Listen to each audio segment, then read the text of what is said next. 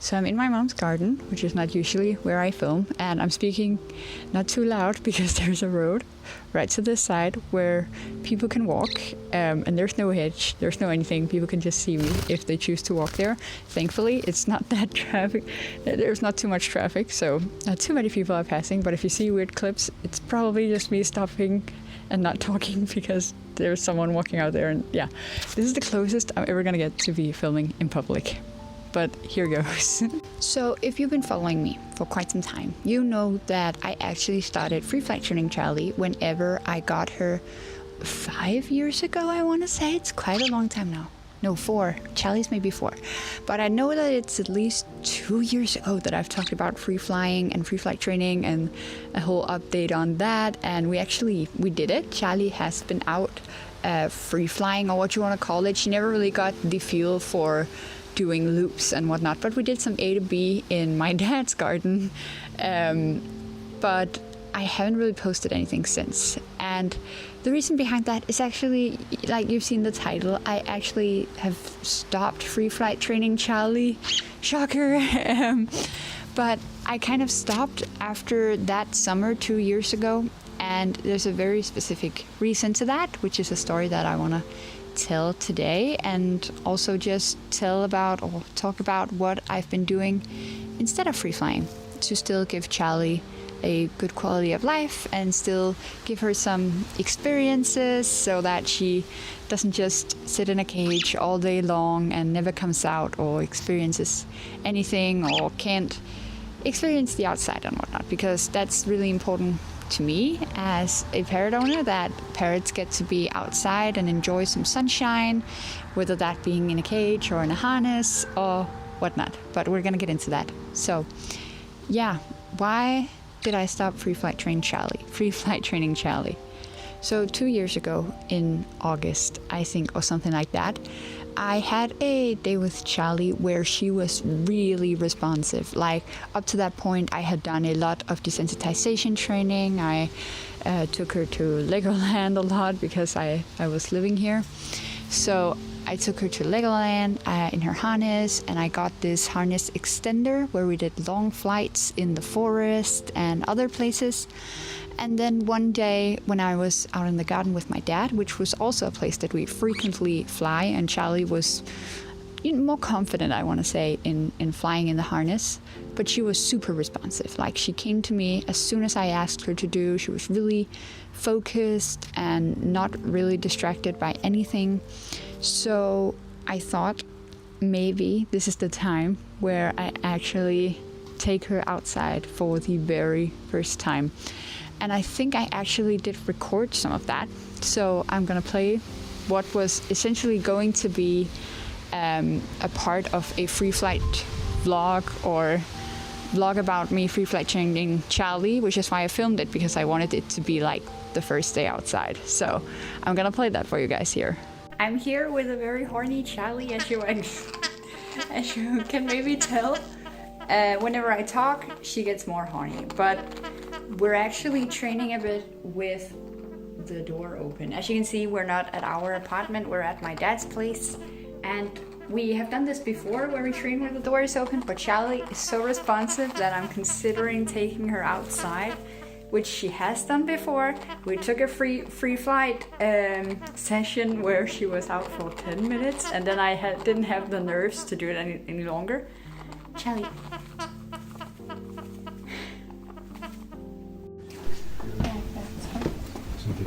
Good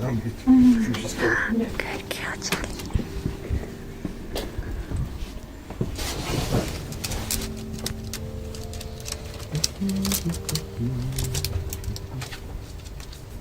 Charlie, you can finally do a spin outside. Are you ready? Spin! First outside spin! Normally the harness is in the way, so may I present Charlie's first ever spin outside. Oh, and a little wave. Good girl, Charlie. Now, after those clips, I think I've had her out like 4 or 5 times without a harness, still in my dad's garden, because I could feel she was, again, very confident there, and But the thing I noticed was that whenever Charlie got scared or anything like that, she would fly inside the house, which is very important later, so remember that, because we are right by the garden door, which you might be able to tell from these clips. If something scared her, she would fly inside. I never really had Charlie do laps or anything like that. She didn't really want to do that. She would just sit here and chill by me, or as you saw on the clips, by the chairs, or maybe do some A to B flights, which is what we also did. And if you watch Pionus Tales or Ashley, I'm going to reference her a lot, because a lot of what we've experienced has been the same, especially with her white-crowned Pionus quaffle. She also likes to just do A to B. She's not really been a loop flyer either, and she's been free flying for a long time. But her and Charlie have a very similar style when it comes to being outside, if you want to call it that. It might actually start to rain. Do you mind? Oh! Did you poop on my white shirt? Did it hit me? I think she barely missed it. She missed it. I mean, it's my fault for wearing a white shirt. I'm asking for it. So a year after these clips, or the next summer, I wanted to repeat the success of having Charlie with me outside, because she really seemed to like not needing to be in the harness or the whole process of taking it on. She's not very fond of that. She'll do it and she's trained to, but I can tell she doesn't like it that much. But I want to repeat it and take her outside with me. Now, things have changed a bit this year. We've obviously trained while, she's been indoors and recall and whatnot. But more so the fact that my dad got a cat.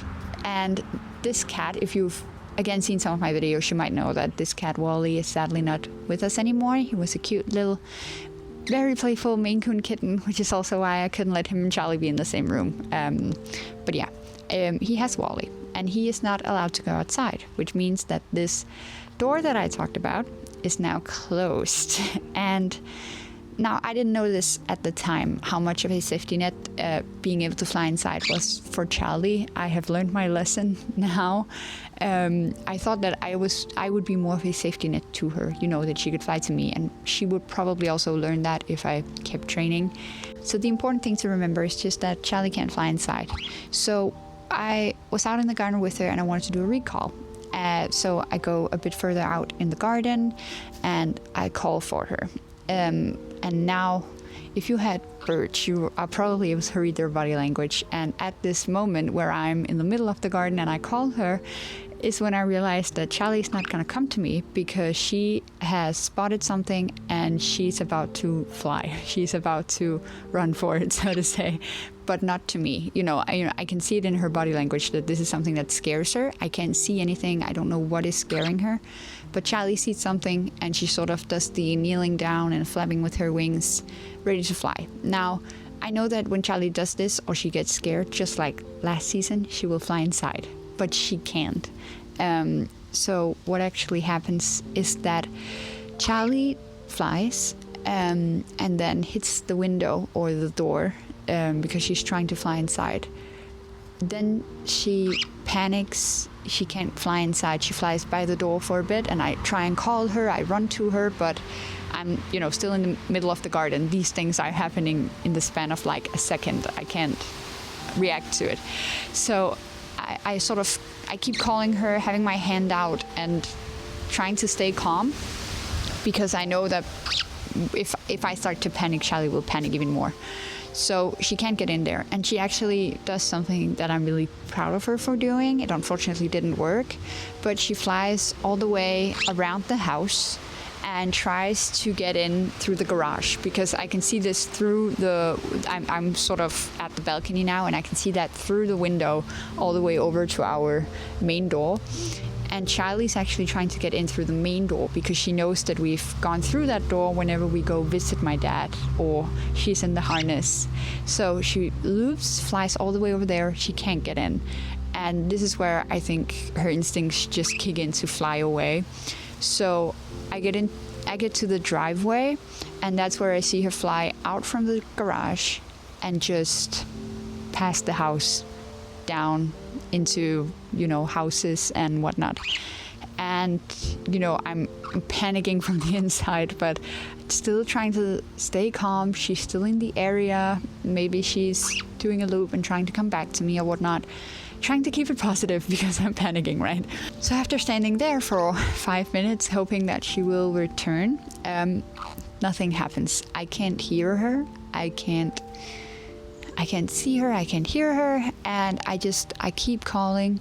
And then I decide to go a bit down the street and call her name in the direction that I saw her fly in.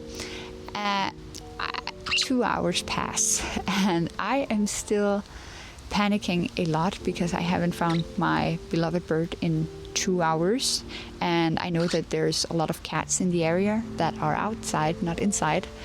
I'm afraid that she has landed on the ground because that's sometimes what she does, lands on the ground, and that a cat has gotten to her or something like that, because I'm nervous for the fact that I can't hear her. She's very vocal normally, but nothing. So yeah, I kind of started panicking, and I write to Ashley from Pionus Tales, who's thankfully at the phone right away and calms me down just a little bit. I make a Facebook post for people in the area, seeing if anyone has seen her or heard her, see her fly by, anything, and that they can contact me if they see anything. I just wanted to know if anyone had seen Charlie. Sightings are always what's best to go for, because whenever we hit a certain point of day, Charlie will probably not try and fly anywhere, but just sit in a tree. But yeah, I'm getting nervous just talking about this. This usually doesn't happen to me. But yeah, okay. So what happened then? 2 hours, maybe 3 hours passed, and I'm still panicking, writing to Ashley. I'm in the driveway. I come back to my dad after being out for 2 hours searching for her. Going to all the places where we've flown before. I keep calling, whistling. I haven't heard anything. And then I'm in the driveway again, starting to kind of, being very sad. It's hitting me now that I might have lost Charlie to that. And then I write to Ashley. I'm about to write something. I don't remember what. And then I hear her. I hear Charlie do a little, like one of her higher chirps. Not a scream, but like a higher chirp. I hear that and I'm like, pause. Where did that come from? Because that sounded to be very close, actually. So I called her and she calls back. And that is, I'm so proud of her for calling back because else I wouldn't have located her. And she just kept doing these small chirps. So I locate her, and she is actually right on the other side of my dad's driveway in a tree. And it's not a very tall tree or anything. It's like sort of a little decoration tree, or what you want to call it. A little pine tree, and she's in there. She had the audacity to bite me whenever I tried to grab her. I remember, or not bite me, but she was like, she didn't want to get out of the tree. I'm like, you are getting right on my hand right now, lady. So she gets on my hand, and I'm just so happy and relieved that I found her. And I know birds are sometimes away for days. Again, Ashley lost her bird Lyra, I think, twice, where Lyra was gone for more than 24 hours. And I can't. Charlie was away for 3 and I lost it. And I think most people will. But the fact that I found her after that little time was such a huge relief. And I just kept thinking, if she was in the back of my dad's driveway, sort of how things are located, she would have looped around the house, because that is the opposite direction that I saw her fly in. So she must have looped around the house, actually trying to get back, and then sort of crash landed in that tree, because it's not really it's a pine tree. She can't, I don't think she would land in it voluntarily. So my theory is that she actually looped around the house and I just didn't see it. She tried to get back and then crash landed in that tree on the other side of the driveway. But yeah, I found her after 3 hours. I think I made a video for Ashley where it's just like, I found her. I found her. I'm not letting go. I am not letting go. I Holy crap, I know what you went through now. Shit. 2 hours and she was in a tree right beside the house. Oh my god, my heart. She's right here, she's home. On one hand, I knew that these things could happen. You know, I think a lot of people that don't free fly always don't free fly for this reason, because birds can fly away. But I still really wanted Charlie to have that opportunity, you know, to be outside with me and whatnot. So I was sort of at a crossroad where I could either keep training, keep taking Charlie out without a harness, and then be very afraid and scared that she would do it again, or I could stop free flight training her. And I actually decided to stop. You've seen the title, you know what it's about. I didn't do it because, and this is mostly because of Charlie's way of free flying or being outside. She just wants to chill. She just wants to hang around and do A to B's. I can do that in a harness. And to me, I know that putting the harness on and off her, you think is quite annoying. She saw a crow. I'd rather train that more and not be scared every time I take her outside with me, and be able to take her with me more places. And now there's a car motor, because as you can see, she's pretty desensitized to being outside. She's been with me outside for a long time. What's that? Yeah, you're doing great. Here you go. Good job. Like, she's fine with being outside, and we've trained that since I got her. And you've seen clips of her at birthdays and at parties and whatnot. I'm not trying to stress her out. I'm just trying to enjoy my time with her, and she also enjoys it whenever she's out. She's comfortable, she's relaxed, which is really my goal with this whole training, because I think it's awesome to take her outside with me. That's basically what I'm trying to say. And you know that I've made the why I take my bird outside with me and how I think video, where I also talk a bit about how you can start training your birds to do this. But yeah, I just think free flying wasn't really the thing. Here comes another airplane. Airplane, Charlie. Can we see it? Another treat. Good job. Good job, Charlie. I think my main point is, and I did also mention it in the video that I made about taking birds outside, that free flight isn't for everyone, harnesses isn't for everyone, but I just think that taking a bird outside, being in an outdoor cage or a backpack or outdoor aviary or whatnot, really is so great for them. Stimulates them mentally, it's good for them health-wise. They get vitamin D, natural vitamin D, which is much better than whatever they get in their food. Which might be a topic for a different video, but that's just my main point. Like, take your bird outside, do stuff with them. They love it, or most likely they will whenever they're trained to do it. It increases the chances of you retrieving them should they get out. But yeah, I've sort of stopped free flight training Charlie. I might pick up on it again whenever I have a GPS for her, whenever I know where she is, should she fly off. I just want to tell you guys that Charlie's not really free flight training anymore, but instead we're just chilling. She's out in her harness, she gets to experience things, she gets to play in trees, she gets to play in all sorts of places and go on walks and be stimulated. And you know, I'm really happy about this, and I also think Charlie is, judging from her body language and, you know, her overall health and whatnot, she seems content and happy about it, at least. If you are free flight training at the moment, this is not to scare you or anything like that. I just wanted to share my experience of the time where Charlie flew off and I somehow just shut down and couldn't continue on with the training, but it's doing what I can to still give her exercise and an ability to be outside. Yeah, I think that people that can free flight train and still, you know, people like Ashley, where Lyra has flown off twice, been away for a day, and yet she just continues training and trying her best to give her birds this opportunity to exercise and explore the world. I think it's so cool, and I really do admire these people and Ashley and whatnot, because it's cool. I can't do it.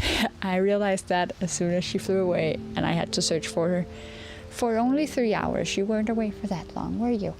But that's basically it. I think I just wanted to come out with a bit of a free flight update, because I know that some people are here on my channel because I free flight train Charlie, but unfortunately that's not what I'm gonna continue with. I am gonna post videos or guides or whatnot on maybe having your bird outside and trips I'm going on with Charlie, and how you can desensitize a bird to sit here and chill for you for an hour and a half while you film a video without really making a fuss, even though there's airplanes and crows and whatnot. So I'm still gonna do content on that, but it's just not free flying. Maybe in the future, many years from now, when I have a GPS, I might pick it up again and start training her, but not now, unfortunately. There are people again. I hate this. One thing's for sure, I'm not gonna record in a garden again right next to a path where people are walking. But yeah, on a whole different note, I uploaded my last video, which is a sort of commentary style video, and I'm actually really proud of how it turned out. I used a lot of time on researching and editing that one, so if you haven't seen it, please go do. I hope to upload stuff like that more, actually, because I really want to talk more about animals in general and a bit maybe controversial topics. Yeah, I just want to broaden my horizons and look to different animals so that it's not just birds, because it's a bit hard for me to do vet school content and using that educationally, because we're not learning anything about birds really, or parrots. My zoology video is the closest thing that we come to birds really. I haven't learned anything past that. So I really want to use my knowledge from vet school, and to do that I need to talk about other animals, which I really want to do because I'm also passionate about those. I want a lot of animals as well when I get my own place, so yeah. But now you know, go watch it if you haven't, and keep an eye out for different videos, but also of course educational videos about birds and Charlie and vet school and whatnot. I'm just happy that you guys are here and watching. It really means a lot to me. But yeah, hope that you guys have an amazing day, week, evening, whenever you're watching this. Yeah, bye.